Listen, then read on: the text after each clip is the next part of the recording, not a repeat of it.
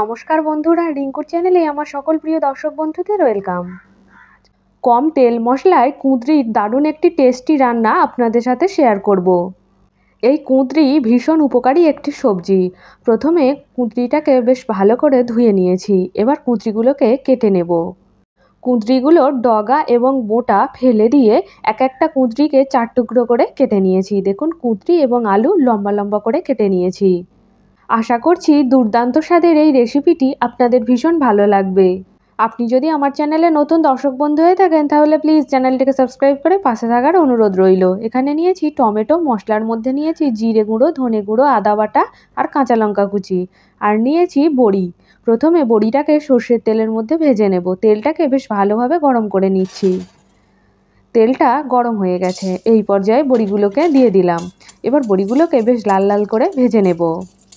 কুঁদরি খাওয়া আমাদের শরীরের পক্ষে ভীষণ উপকারী, বিশেষ করে ডায়াবেটিস রোগীদের জন্য, এবং এটা ওয়েট কমানোর জন্য ভীষণ উপকারী।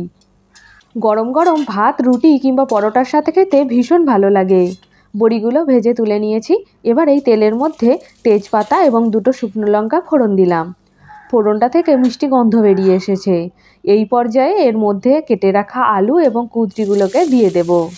এবার হাই ফ্লেমে 4 থেকে 5 মিনিট সময় ধরে এই সব কিছুকে ভেজে নেব। এর মধ্যে কিছু মশলা অ্যাড করছি। দিয়ে দিলাম হলুদ গুঁড়ো এবং স্বাদ মতো লবণ।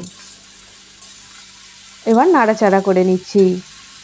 আপনারা কে কীভাবে কুঁদরি রান্না করেন আমাকে কমেন্টের মাধ্যমে জানাবেন। আর আমার মতো করে এভাবে কে কে কুঁদরি বানিয়েছেন অবশ্যই আমাকে জানাবেন। কুঁদরিগুলোকে 6 থেকে 7 মিনিট সময় ধরে নাড়াচাড়া করে নিয়েছি। এইবার ঢেকে দিলাম। 15 মিনিট পর ফিরে এসেছি। ঢাকা খুলে আবারও নাড়াচাড়া করে নেব। যেহেতু কুঁদরিগুলো ভীষণই কচি এবং আলুটাও নতুন আলু, তাই সহজেই সব কিছু সেদ্ধ হয়ে যাবে। 4 থেকে 5 মিনিট সময় ধরে হাই ফ্লেমে আবারও নাড়াচাড়া করে নিচ্ছি।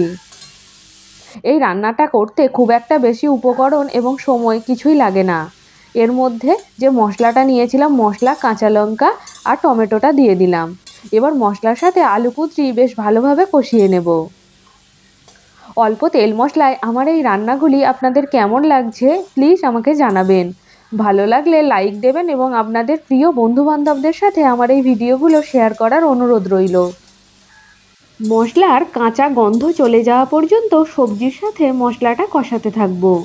মিডিয়াম ফ্লেমে 4 থেকে 5 মিনিট সময় ধরে কষিয়ে নেবার পর 5 মিনিটের জন্য ঢেকে দিলাম এবং গ্যাসের ফ্লেমটা লোতে করে দিলাম। 5 মিনিট পর ফিরে এসেছি। আবারও সবজিগুলোকে নাড়াচাড়া করে নিচ্ছি। দেখুন, কালারটা পরিবর্তন হয়েছে এবং আলু আর কুঁদরিও বেশ ভালোভাবে সেদ্ধ হয়ে গেছে। এই রান্নাটিতে কুঁদরি এবং আলু সুন্দরভাবে সেদ্ধ হবে, কিন্তু কোনো সবজি একেবারে ঘেঁটে যাবে না। সবজির সাথে মশলাটা যাতে ভালোভাবে মিশে যায় সেজন্য সামান্য একটু গরম জল ব্যবহার করলাম। এই রান্নাটিতে অবশ্যই গরম জল দিতে হবে। ঠান্ডা জল ব্যবহার করলে এর স্বাদটা অনেকটা কমে যাবে।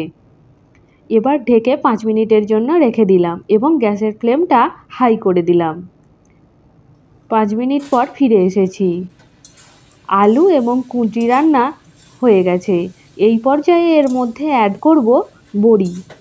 সব শেষে বড়িটা ব্যবহার করলাম, কারণ এই মুচমুচে বড়িটা যখন মুখের মধ্যে পড়বে খুব সুন্দর খেতে লাগবে। যারা বড়ি খেতে ভীষণই ভালোবাসেন এই রান্নাটি তাদের ভীষণই ভালো লাগবে। তাই বন্ধুরা, আপনারা আর দেরি না করে আজই বানিয়ে নিন বড়ি দিয়ে কুঁদরির এই রেসিপিটা। সবশেষে এর মধ্যে অ্যাড করলাম সামান্য একটু চিনি। যেহেতু নিরামিষ রান্না তাই টেস্টের ব্যালেন্স ভালো আসার জন্য এর মধ্যে চিনি অ্যাড করলাম। এবার গ্যাসের ফ্লেমটা অফ করে ঢেকে দিলাম।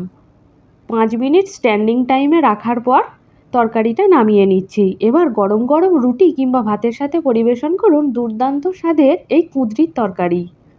অল্প তেল মশলায় এই নিত্য নতুন রান্না আপনাদের কেমন লাগছে অবশ্যই কমেন্টের মাধ্যমে আমাকে জানাবেন।